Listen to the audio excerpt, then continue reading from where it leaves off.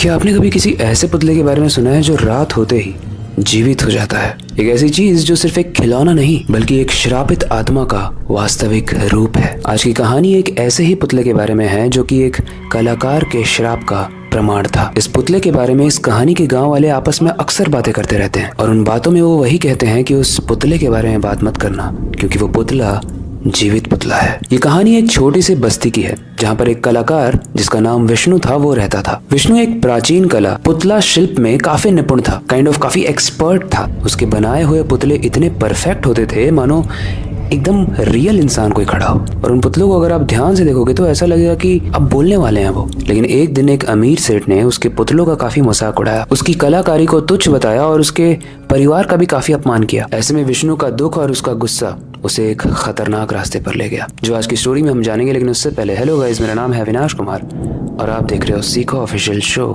Horror stories.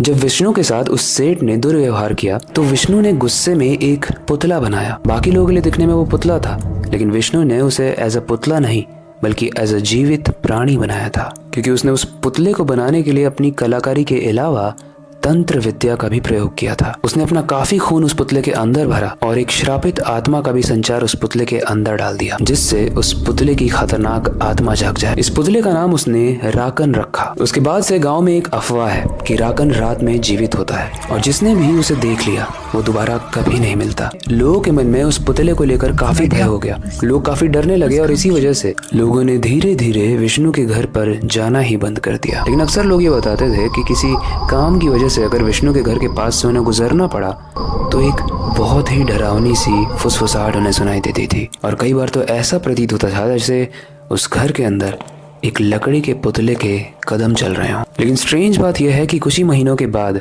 वो सेठ जिसने इस विष्णु का मजाक उड़ाया था वो लापता हो गया। लेकिन अजीब बात यह भी है कि उसी के कुछ महीनों के बाद विष्णु भी लापता हो गया। अब ऐसे में कुछ लोग बोलते हैं कि उसने आत्महत्या कर ली, वो पागल हो गया था। वहीं कुछ लोग बोलते हैं कि राकन जो विष्णु ने ही बनाया था वो पुतला ही विष्णु को निगल गया। जो भी हो, लेकिन उस घर में वापस कोई नहीं गया। इस पुतले की और इस विष्णु की कहानी काफी फेमस हो गई।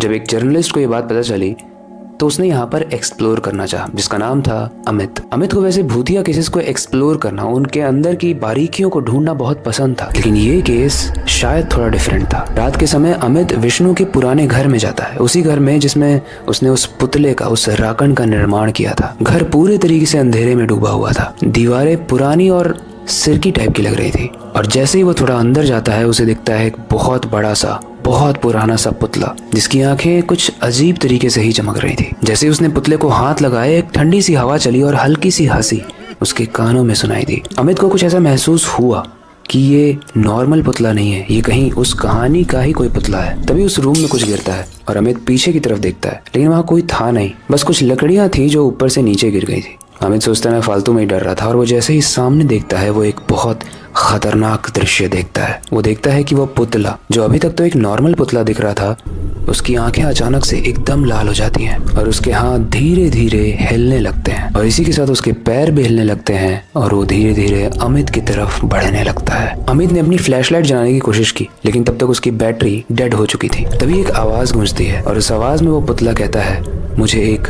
नया शरीर चाहिए। अमित ये सुन के बहुत डर गया और उसे ऐसा रियलाइज हुआ कि अब उसे समझ में आ रहा है कि वो विष्णु जिसने इस पुतले को बनाया था वो कहाँ गया, क्योंकि उसे टेबल पर एक किताब दिखती है जिसमें लिखा था राकन को हर 6 महीने में शरीर चेंज करना होगा तभी वो जीवित रह पाएगा।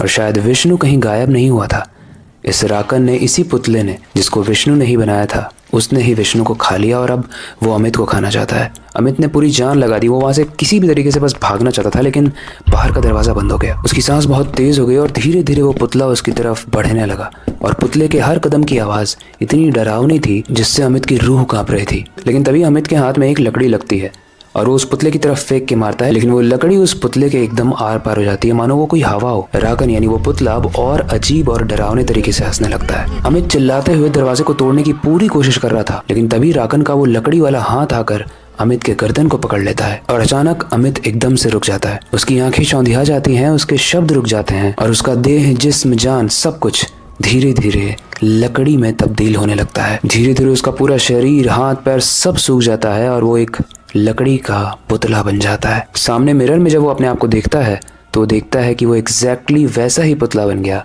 जैसा अभी अभी उसने देखा था। सुबह जब गांव वाले वहां पर आते हैं तो वहां पर अमित नहीं था, लेकिन एक नया पुतला था। एक ऐसा पुतला जो अमित जैसा ही लग रहा था। गाइस, ऐसा माना जाता है कि मध्य प्रदेश के छिंदवाड़ा डिस्ट्रिक्ट में आज भी वो पुतला रखा गया है और जब भी उसे कोई देखने आता है तो उसे देखकर लोग महसूस कर पाते हैं कि शायद उसकी आंखों की पुतलियां हिली या उसका हाथ हिला। वैसे अब ये अमित का पुतला कितना ज्यादा जीवित है वो तो नहीं पता, लेकिन एक चीज हम इंटरप्रेट कर सकते हैं कि विष्णु लापता नहीं हुआ था, उसे उसके पुतले ने ही मारा था। उसके बाद क्योंकि उस पुतले को जीवित रहना था तो वो नए शरीर की तलाश में था, तो उसने अमित को मार दिया। और अब ये कहने की जरूरत नहीं है कि अगर ये कहानी सच है तो वो पुतला अब दूसरे शरीर, दूसरे देह की तलाश में होगा।